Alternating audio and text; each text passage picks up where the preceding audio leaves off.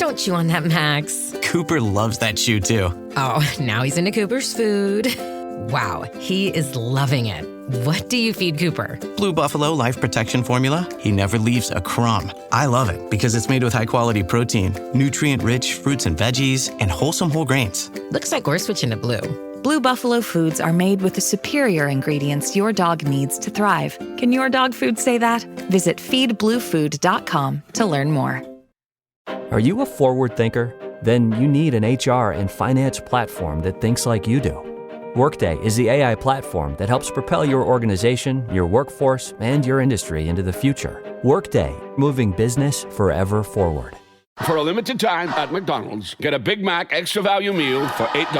That means 2 all-beef patties, special sauce, lettuce, cheese, pickles, onions on a sesame seed bun, and medium fries, and a drink. We may need to change that jingle. Prices and participation may vary. At Starbucks, we offer full and part-time baristas 100% upfront college tuition coverage, which means they can thrive at our company and in class.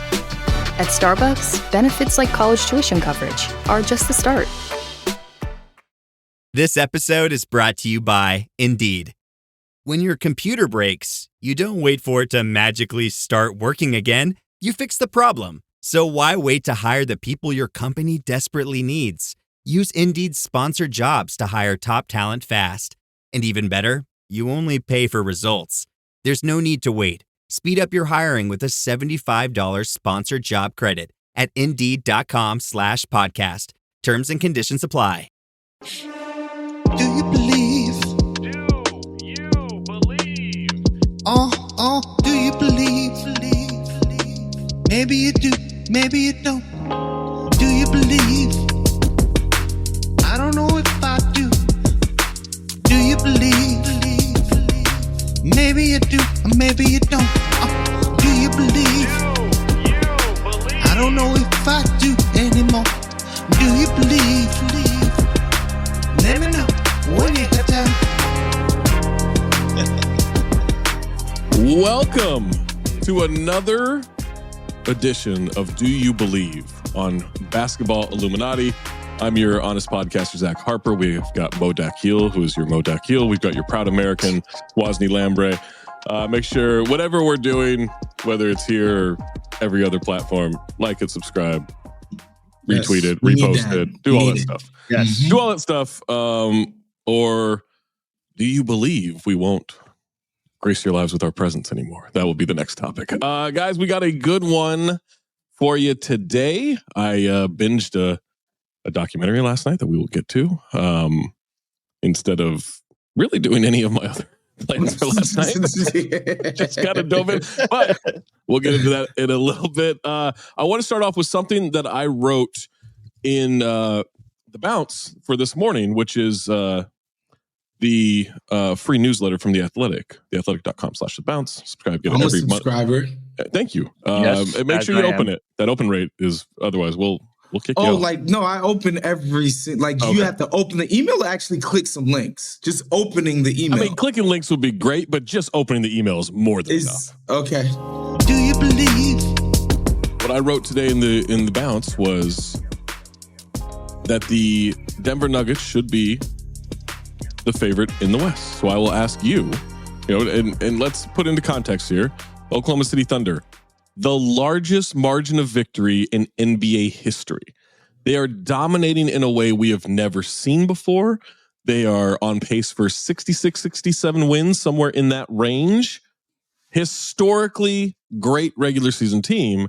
And I have seen what the Denver Nuggets have done since an embarrassing loss to the Wizards on December 7th, in which Jokic dropped a career high 56 points, and they dropped to 11-10. And I wrote them off just like everybody else did. And since then, they're like 25, like 25-8, 25-9, something like that. Dominating every single night. Offense has been as good as anybody's. So guys, do you believe, Mo, I'll start with you. Do you believe the Nuggets are the favorite in the West? Yes, I do. And it's for a couple of, and I was one of the biggest haters of them even before they lost to the Wizards, Zach. I was not a believer, was not one of those guys. I also think as good as the Nuggets are, I also think the Thunder are more vulnerable than people think. I think this is what they're doing in the regular season is unbelievable. I'm not convinced that translate comes playoff basketball when teams are going to be able to scheme against their stuff, work or figure out how to attack them on both ends of the floor. I think they're going to have a lot harder time in the playoffs than I think people are really expecting. I don't believe Denver should be the favorite in the West. I don't think they should. For all the reasons you mentioned about the season that OKC's having. However, would I be surprised if they whooped OKC's ass in a head-to-head matchup? No. I just think the team that's like on a 67-win pace should be expected to make it to the NBA Finals. You know? So you're expecting a Thunder Cavs finals because they're both same record, same pace. No, the Thunder and the Cavs. Wait a minute. No, absolutely not. But you just said no. Okay, I need to hold on. I need to add an addendum to that. And you have an MVP frontrunner who I believe is actually going to play like an MVP in the playoffs. That's the difference. Cleveland doesn't have somebody who's even a top 10 player. Right. They don't. And OKC can credibly say their guy is top 3 at worst, and I think that matters in a playoff setting because he can just destroy teams, go for 50 one night, like put people in foul trouble, do that kind of thing that like swings playoff series, right? In like game 5s and game 3s. Yeah. So I think they're a different level because of the guy that's leading them. But yeah, the vulnerabilities are there. The light in the shorts nature of their front court, very vulnerable. They're vulnerable in the shorts. Also, Isaiah Joe, he's going to get abused on defense in the playoffs. Dated Isaiah Joe. Isaiah Joe is going to get smoked. I like him. Carew Sanity, love him. But like when you're playing him with another big, like a Hartenstein, like the shooting problems are going to come up. Like teams are going to dare Kenrich Williams to beat them from outside. Teams are going to dare Case and Wallace to make huge shots. Like, I'm sorry. Like these guys do not scare me in a playoff setting, but you win 67 games, you smoke teams by 14 points per possession, per 100 possessions, 14 points per possession. 14 possessions would be something else. Then we might have to talk about them winning a championship if that's what they were doing. I just think they're vulnerable, but they should still be the favorite.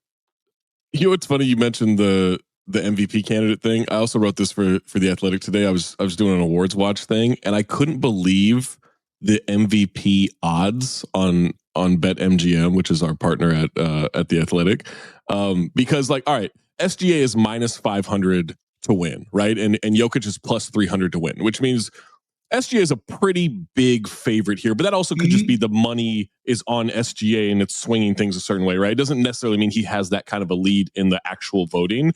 But then after that, third place in the betting odds is Giannis at plus 12,500 to win. After that, because you have to round it, because it's a 5-person ballot, right? So they have to include more than just the two people. It's Tatum and Wemby tied for the 4th best odds at plus 30,000 to win. So if you 30,000, so it's 300 to 1. So you bet $1 for them to win, they win it, you get $300. Yeah. That's basically and then there's one more on the ballot. It's Karl Anthony Towns plus 50,000 to win. And that's it. That's it on their odds. Like, but they have to like shoehorn a full ballot in there, which is hilarious to me. But that's how dominant SGA and Jokic have been in this race. First off, just a quick aside, Wemby being 4th, despite his team being 11th in the West. Like, that's just name recognition. He's also like a massive favorite over Evan Mobley right now to win Defensive Player of the Year. Like he's like minus 2,500 and Mobley's like, I don't know, plus 2,500 or something like that.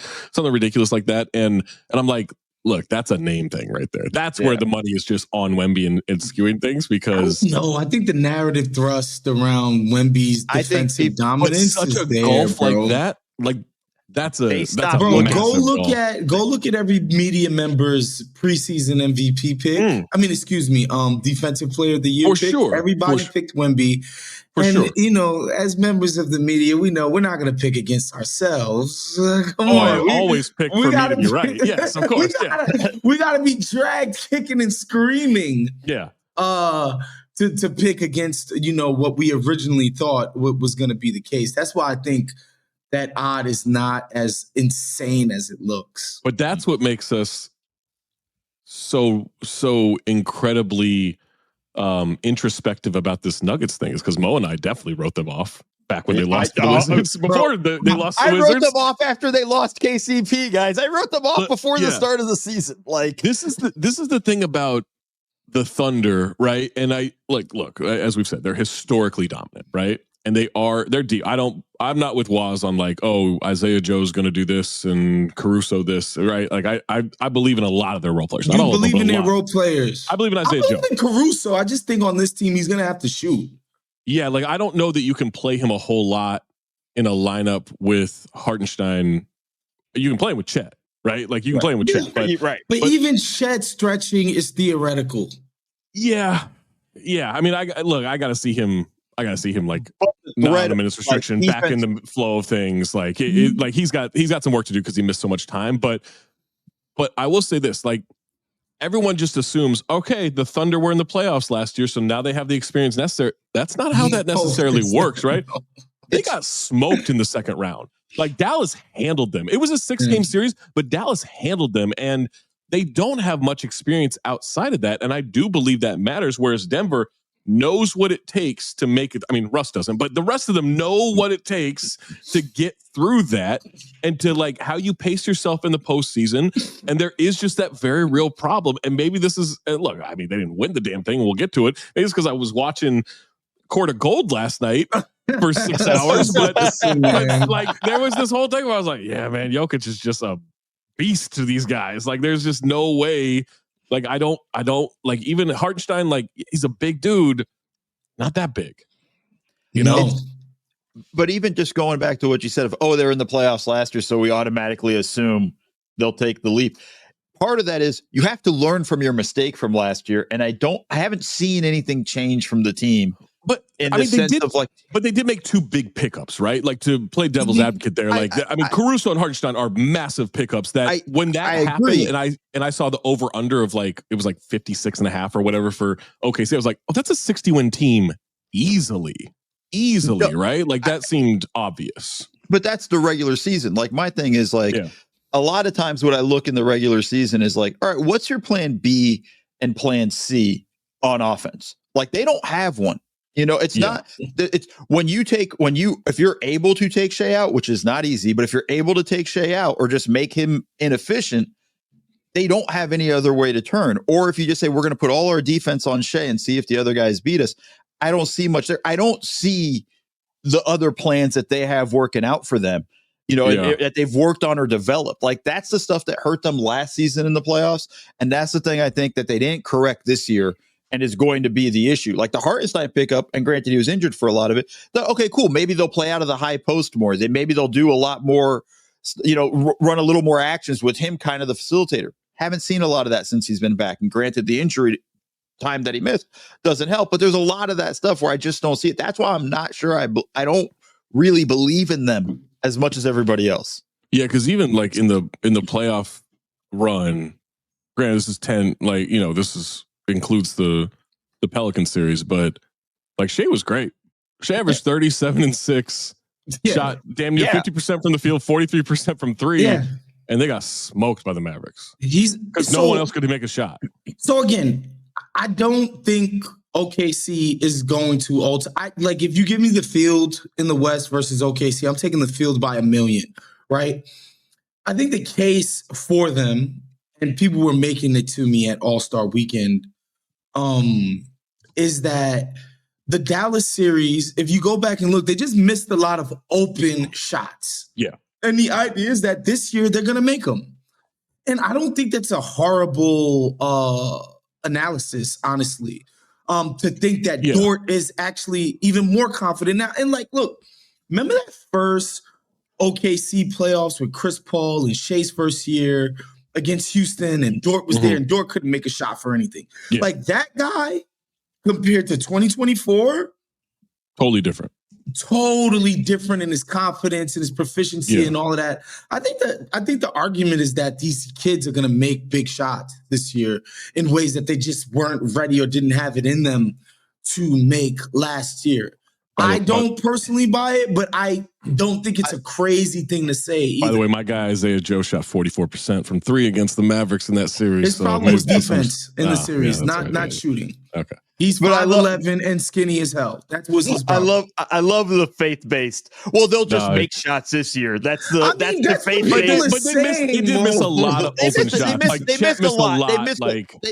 They missed a lot, but it's also like, okay, maybe that's not the shot you need to be taking then. Like maybe you're open for a reason. I take it back. I'm pro Thunder. I'm going to rub it in you guys' face. Waz is anti-Prairie. I don't know what Mo's doing here, but this is ridiculous.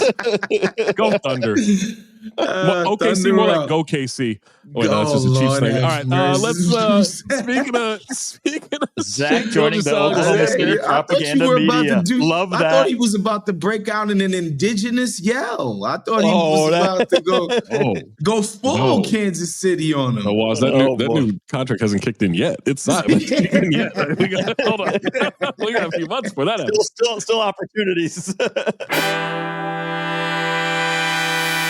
Hello, listener. It's Producer Maze here to talk to you about Quince and their cookware. Cooler nights mean cozy meals at home, and Quince's cookware has made fall cooking so much more enjoyable. Their pieces deliver the quality and performance of luxury brands, but at a price that makes sense. And they look gorgeous on the stovetop, too. No matter what item you need to complete your kitchen, Quince has you covered. With 5-ply stainless steel pots and pans, nonstick skillets, chef-quality knives, and even ceramic bakeware, which is perfect for cozy casseroles or Sunday roasts. And when you look at these prices, you might think, how is Quince doing this? How do they deliver high-quality items similar to high-end brands that are half the price? Well, let me tell you, they partner directly with ethical top-tier factories to cut out the middlemen and pass the savings on to you. And it's not just cookware. I got myself some bath sheets. That's right. When you're a tall man, you have to use bath sheets, not bath towels from Quince. It's like drying off with a cloud. It's incredible. Upgrade your kitchen for cozy fall meals with premium cookware from Quince. Go to quince.com/dings for free shipping on your order and 365-day returns. That's QUINCE.com/dings, DINGS, to get free shipping and 365-day returns. Quince.com/dings. Listener, listen up. This is important, okay? I'm going to try to save you some money here. If you're still overpaying for wireless, it's time to say yes to saying no. At Mint Mobile, their favorite word is no. You may think like, oh, that's bad. No contracts, no monthly bills, no overages, no hidden fees, no BS. Here's why I said yes to making the switch and getting premium wireless for $15 a month. You heard that correctly.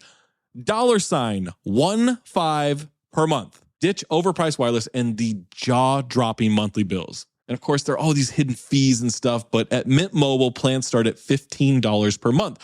All the plans come with high-speed data, unlimited talk and text. You're not doing like weekend and nighttime minutes or anything like that. And it's delivered on the nation's largest 5G network. Use your own phone. Don't have to get a new phone. Use your own phone with any Mint Mobile plan and bring your phone number along with all of your existing contacts.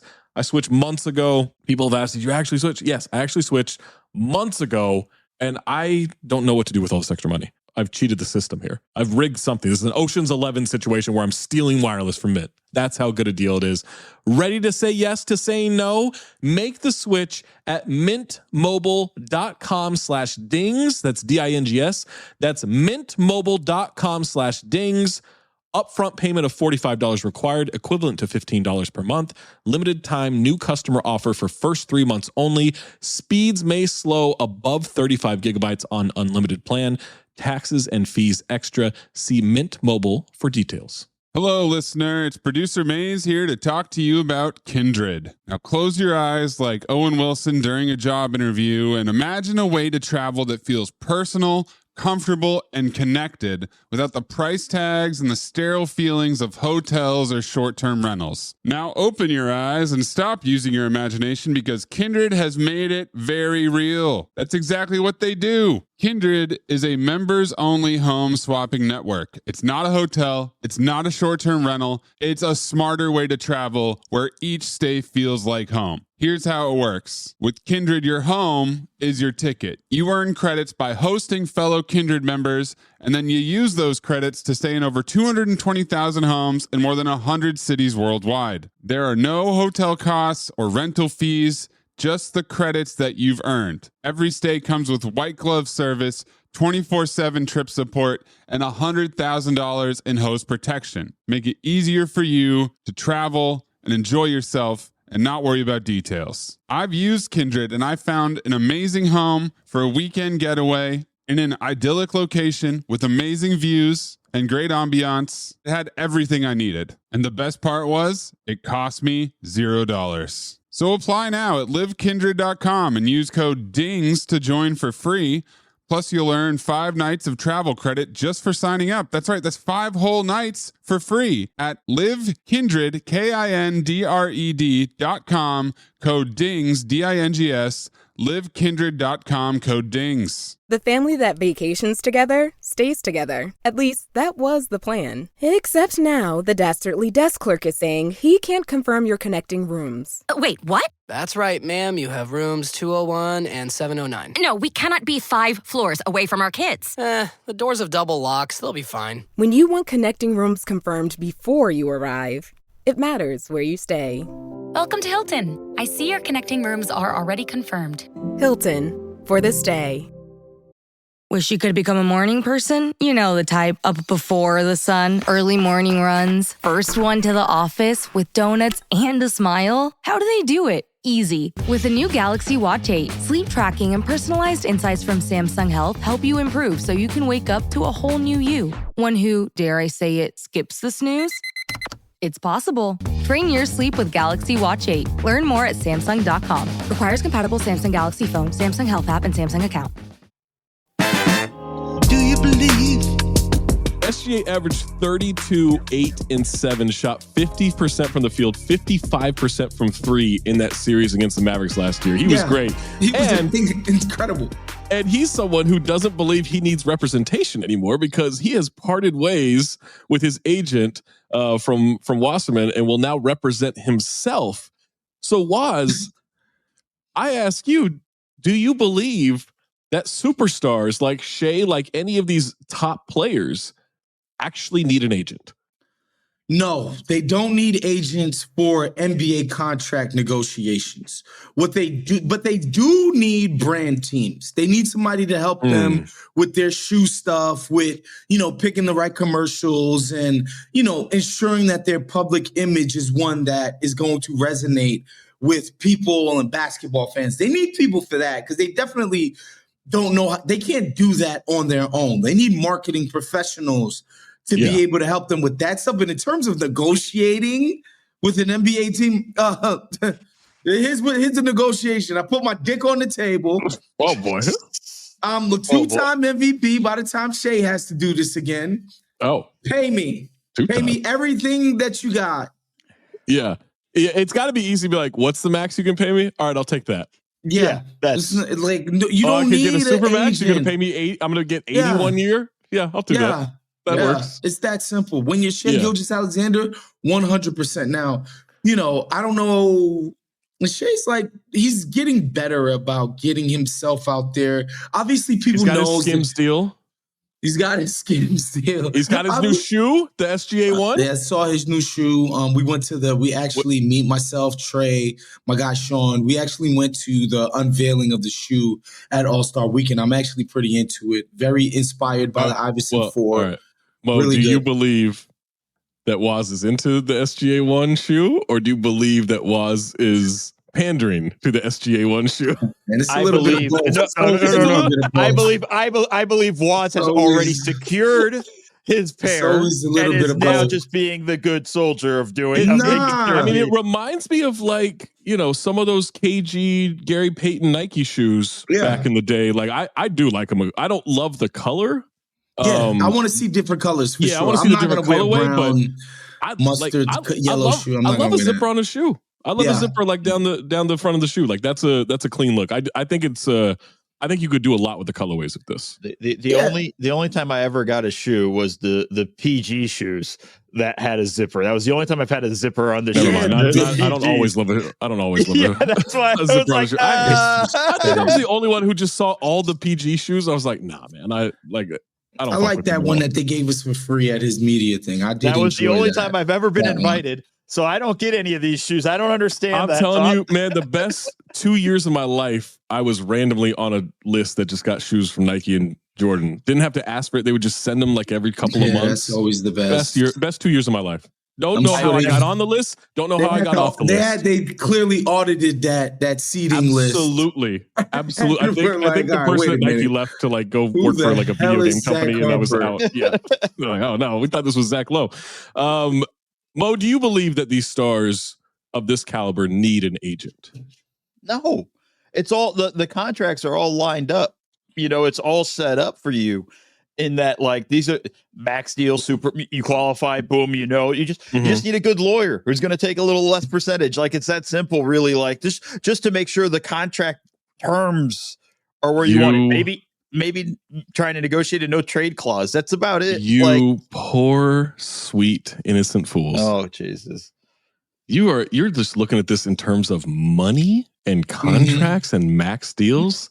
Guys, what happens when I need to force my way out of somewhere? And I'm not just talking about SGA here. I'm talking about any of these stars. What happens when I need to get to a Phoenix or a Miami or a Lakers or a Warriors or the Knicks or any of this? What happens if I have to get to the Knicks? Am I doing it by representing myself? No, I go sign with CAA. If I want to get to the Lakers, do I do it by representing myself? No, I go sign with Clutch.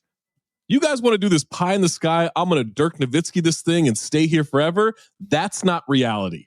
Reality is I got my money, did it myself, don't have to give 4% to anybody. That's great. But you know what I got to do? I got to get the fuck out of Dodge. Counterpoint. Bernie Lee. Hey, he got his money.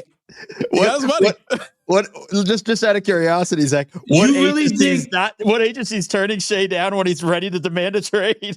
Like, what agency is going like? Hey, no, you wanted to do this on your own. I don't want that 4%. Was that a Bernie Lee hat? I can't take it. Maze dropped that in the chat. I can't take credit for that. Yeah. Do you think it was Bernie Lee's like machinations behind the scenes? Like, no, Phoenix was going to pay Jimmy. They just couldn't get rid of the horrible deal that they made the year before. That was it. The rest was on Jimmy to have the stomach to be rude to everybody in Miami for 2 months. Like, I mean, which is easy. For Jimmy Butler. Not that. You know how easy that would be for me if I needed to get out of somewhere. They're like, hey, you just got to be a problem for 2 months. You know how easy, like, people are like, oh, you've really got professional. Dog, I would be the fucking worst. I would make Jimmy look like Damian Lillard. That's the easiest job in the NBA is trying to get yourself traded. I'll be James Harden out there. Yeah, like, Harden was Harden's the goat of that, man. He did that twice. He didn't even talk about it. He just went out and did it. The best part, like my favorite things when he was trying to get out of Houston, he goes to, like, remember, this is pandemic like times. He's going to Vegas. He's going to Atlanta. He's in clubs. They're like, why weren't you at training? He finally shows up at training camp. They're like, why weren't you at training camp with your team? Like, why did you think like you should be off in like these other cities working out? And his answer, he literally just says this. He goes, my trainers. And that's it. No explanation. No, like, we were doing, he just says my trainers and that's it. Like he is the Michael Jordan of forcing a trade. Harden was he did it again in Brooklyn. He did it. Mm-hmm. He did it in Philly. Nobody gets fat and then skinny like James Harden when he's trying to get a trade. Dude, also, shouts to James Harden, man, who doesn't have a reputation for working his ass off, but like put himself in position to make All-Star this year. After I thought 2 years ago he was completely cooked and finished. That was a lazy pick by the coach. Yes, that was name recognition. We were talking name recognition with Victor. Come on, man. I don't think he was wholly undeserving though. He shoots 39% from the field.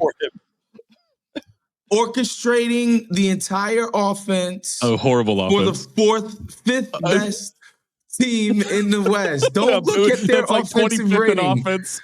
Don't look at their defensive rating either. Just know that James Harden is orchestrating. They're the fifth best team in the West. That's it. That's all you need to know. Yeah. You know who else on that team? Norm Powell is on that fifth best team in the West. He's the one who deserves to be the guy to go to this the isn't All-Star even game. like it's his only chance to get like that motherfucker's an all-star. He's an all-star. We're talking And name recognition. Zach's right. It was a lazy pick from the coaches. Maybe that's why you need an agent. Maybe it was the star. Yeah. Maybe it was the agent kind of pushing that a little bit on the coaches. Hey man, somebody's got to do the work. Somebody got to shoot 40%. Well, I think you typically want a little higher. Harden didn't get there. He was at 39. So. I love that you were presenting that as if that was his 3-point percentage. Yeah. James Harden, all-star at 38.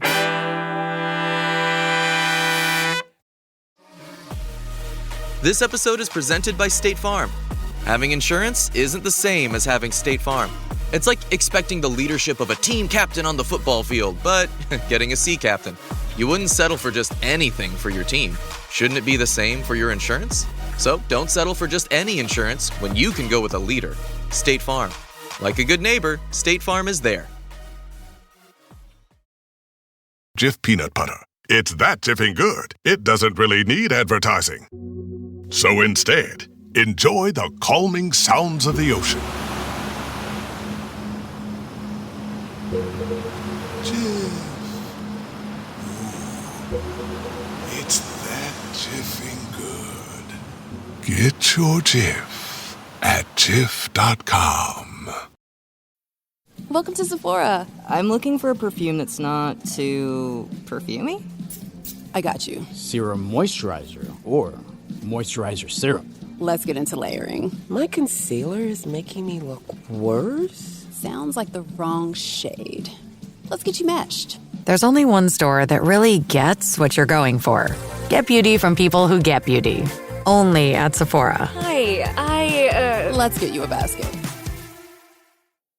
Whether your business has 6 floors or 6 employees, Walmart Business has everything you need to save time, money, and hassle. You can restock your break room with bulk ordering or bulk up your ordering team with shared payments. And you can get it all delivered straight to your business's door, whether that's on Wall Street or Main Street. Walmart Business. It's the Walmart you love, now for your business. Learn more at business.walmart.com. Are your business expenses playing hide and seek? With Uber for Business, the small spends that slip through the cracks, like rides and meals, go right where you need them.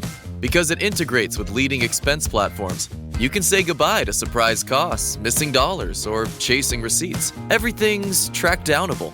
Uber for Business. Make small steps that make a big impact. Learn more at uber.com/small steps. Do you believe? Speaking of the stars, guys, I watched Court of Gold last night. I didn't think I was going to have time to do it. And then I was writing. I turned it on. I got lost in that shit so much. And so let me say, I want to ask, do you believe Team USA will lose in the Olympics in 2028? And that means not get gold. Not like some group play loss bullshit. Yes. Absolutely not. Absolutely not. And let me tell you why. All right. I'm watching this thing last night and they build it perfectly. You got Katie getting emotional. Katie's like, I mean, the Serbian coach is cussing this player out for not sticking to KD. He's like, what the fuck are you doing? It's Kevin Durant. Why are you leaving him? So I get it. Steph's going to be old. LeBron's going to be old. KD's going to be old. They're probably not even going to play. I guess LeBron might coach the team based on the end of that series of what I watched last night, but I don't know. So yes, I get it. Those guys are gone, and Steph did the thing against Serbia, and Steph did the thing against France, and it's beautiful, right? But this is what I walked away from with that series.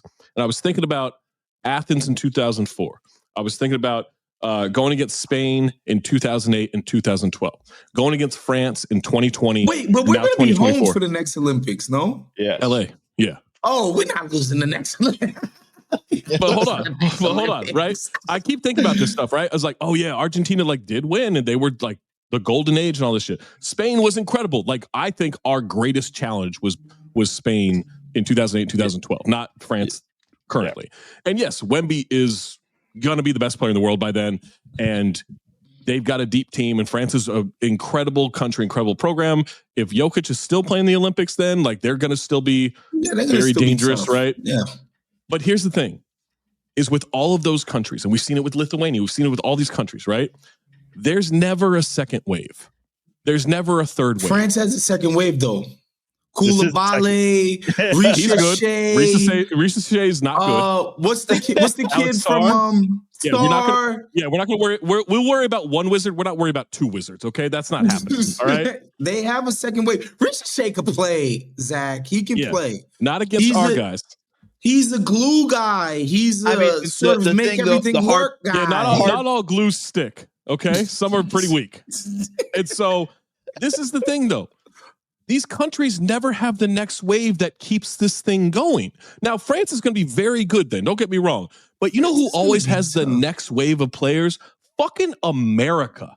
Because we are the greatest. You know who didn't medal after hearing for years? Oh, look Canada's out. Gonna Canada's be really coming. Good. They're going to be really good. Because they can't do shit in a tournament. The last time they medaled was like 1936. We didn't even have the atomic bomb yet. I gotta worry about Dwight Powell stopping our big men? Are you kidding me? I gotta worry about Dylan Brooks learning to speak French, talking about Toy Story 2, and then going out there and going 1 for 9 in an elimination game against Wemby and Team France? Tough look for Dylan Brooks. I'm not worried. Got smoked. SGA is a problem. The rest of them, not worried. Jokic is a problem. The rest of them, not worried. Wemby's a problem. The rest of them, not worried. We're gonna have Ant. We're gonna have all these dudes, right?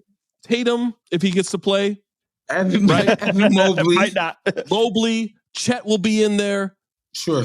Booker will probably still be there. He's still incredible. Like, we have all these dudes. Cooper Flag. Cooper Flag's gonna be there. He will be wrapped in an American flag. Cooper Flag in an American flag. Like, we always have the next wave. Can we switch the names? I get it. Obnoxious American. All this over sense of pride and country and everything. This is when I get prideful. Is Team USA basketball. I'm not like this with every Olympic sport. I root for Usain Bolt whenever he runs against us. I was rooting for Usain Bolt forever. I'm not worried about them. I'm not worried about anybody. Be hard to beat. France is going to be hard to beat. Okay, who's their guards? I heard. Well, I read on the subtitles them going, "We've been crucified by Steph Curry. Guess who's going to crucify you next time?" Anthony Edwards got a Steph Curry shot now. Get the fuck out of here. Just who's their guards? Exactly. Who's France's guards? They do have this one kid, the other Traore kid, who's coming up. I think he's going to be in this draft. He's good. He's good. He wouldn't start. He wouldn't play on our team. Good young players, dude. And none of them will play on our team. And these guys have been playing together forever. And the thing is, chemistry sure helped them guard Steph. I watched Micic in the NBA this year. He's a nice whatever kind of player. Good backup. He's nice 30. Backup point guard. No, what I'm just saying is in the Olympics, around what Jokic was doing, you can't use the NBA context for a guy like Ricochet. Like, you can't do that. Like, the context in the when the refs are doing bullshit with the calls, the teams have more familiarity with each other than Team USA does. No, he's taking. Ricochet is going to take the torch from Evan Fournier, except instead of it being a torch, it's a wet match. Like that's what it is. Fuck out of here! I'm worried about the league last year, and he had big moments in the Olympics. Waz is all in on Yabusele. Waz is all in on Yabusele. That's it. Just saying, man, these guys have a weird way of emerging out of nowhere on these stages. That's all I'm saying. Like, look, man, I really do want to see Evan Mobley and all of these guys take the torch and make it happen, but like. Bruh, like I love Jalen Brunson. Like he ain't Steph Curry, guys. I just counted five straight golds for us. I'm just trying to go through in my head. Paolo plays for America, right? Yeah. Okay. Yeah, sorry, you don't get. I just don't see us. I just don't see us losing on our turf. No, we're not going to lose at home. I forgot about the home. Play it on the fucking moon. We're not losing these guys. Fair enough. Bro. Also, our turf. We were there first. I'm sorry. It was, I'm sorry, dude, but reliving, I guess it's episode 5 where I had to relive that traumatic. So I'm watching the Serbia game at my crib by myself, and I'm texting a couple of friends. I'm panicking, Zach, the entire time. My buddies are just like, yo, bro, chill. Like, there's still some time left. I'm like, you can't be serious. Oh, my God, another M1. Like, we're going to go out like this. It's going to be the last KD and Stephen Brown. Dude, traumatic to the point where I was like, I can't watch the finals by myself. I made sure to reach out to homies and be like, yo, can we please, like, I need the moral support. Like, he needed a support team. I will tell you, what was that guy, Guterich? When Guterich hit that 3 and got fouled or whatever, I'll admit, like, at that time, I was like, okay, like, this isn't looking great. This isn't looking great. And then here's the thing. This is the thing about the American exceptionalism when it comes to basketball. You know what happened after that point? That faucet for Serbia got turned the fuck off. Yeah. Not with a handle, with a goddamn wrench. And that's what we can do. They were making impossible shots that whole game, though. Yeah, they shot out of their mind. They played the game of their lives. I'm just saying, reliving that game was a traumatic experience because I was like, God damn, I thought we lost that game. I remember specifically, I was watching it in my bedroom, right? I remember watching that game in my bedroom, and I am standing up, I'm pacing around the bed, I'm yelling shit, I'm talking shit. When because LeBron had that one play where he gets I think he got a long rebound, he goes down the right side of the court, gets in, scores a layup, and the next play, he gets another layup, kind of like not an up and under, but like kind of, twist in the air a little bit, gets a layup. And I remember at the time, I was like, that's why he's the fucking king, and you're just Serbian. Like, I'm just screaming at no one. I'm screaming at no one. When Steph starts lighting them up, when LeBron goes through Wemby on that one layup in the gold medal game and everything, I remember I was back in bed because I was like, all right, that worked out last time. It's the only time I'm like ever superstitious about shit. And I remember just talking so much shit. And when Steph hit that third of the 4 threes, I remember just screaming at Evan Fournier. Not even knowing he had like talked shit about the chemistry and everything, but I remember because I've never liked Evan Fournier. This is a terrible thing to say. I don't like looking at his face. I think he's got a bad face. He's got a bad face, okay? I just don't like it. I don't know what it is. I don't like it. And so lighten France up, I was saying really inappropriate things about Nicholas Batum's manhood. Now that I've watched this documentary, I'm a little afraid of Batum. Seems like a psychopath. Batum was phenomenal. He's the big winner in the documentary. Is a fucking maniac, bro. What was the game where they were the game against Australia, Germany. right? No, it was Germany. They were getting where he went off at halftime. When he went off at halftime, it was Germany, where he was just going complete. The look in his eyes. He looked crazy. He looked as a coach, you don't say anything. As a coach, after that, all right, warm up. We're good. Hyper competitive guys. That was the best thing about the doc. My man Sam tweeted that today, just like showing you how ultra competitive and crazy and cutthroat these guys are. And that's what sports is about. The spirit of competition, man. Who's the best? Who's going to win? Who's going to go home a loser and stew about it and be miserable? Man, I mean, the Serbian cats were like, you know what? Fuck it. We lost to Team USA. We won a bronze. We had a great tournament. But I know, man, some of these guys think of like when they're hanging out, they talk about like, God damn, we almost had those motherfuckers. I felt really bad for that. Who's that guy? Alexa Avramovic? Because when they're getting haircuts before, I think the bronze medal game, or maybe it was before the Team USA game, but Bogdanovic is just like, his dream is to play in the NBA. Like, someone give him a contract. I'll be his agent or whatever. And I was like, I think that dude's older. And I looked it up. He's 30. I was like, oh, fuck, dude, that's fucked up to put that out there. That like, his dream is to play in the NBA. It's like, that dude's not going to get to play there been now. In the league for like 7-8 years. It's fucked up. I thought that was fucked up. But here, let me tell you, I'll leave you with this. 2 reasons I do not believe in Canada. Okay? Okay. 1, Jordy Fernandez, who I do think is an excellent coach, but him complaining to the refs, I'm playing for my life out here. Please call fouls. I mean, they did get screwed on the fouls, though. And then before the game, telling you can't say that before the game was do not complain. Yeah. And then immediately starts complaining over and over and over again. My thing is, if the international game is so physical, how come the other team shot 25 free throws in the first half? Those 2 things don't make no sense to me. So I kind of felt them on that. I mean, you got Dylan Brooks on one team. He's got like, those are fouls, man. Like, the best part. The best part of that too was when Jordy looked around and goes, he's complaining. Then he turns and goes, "We are fouling, though, guys. We are fouling. Like, we gotta stop.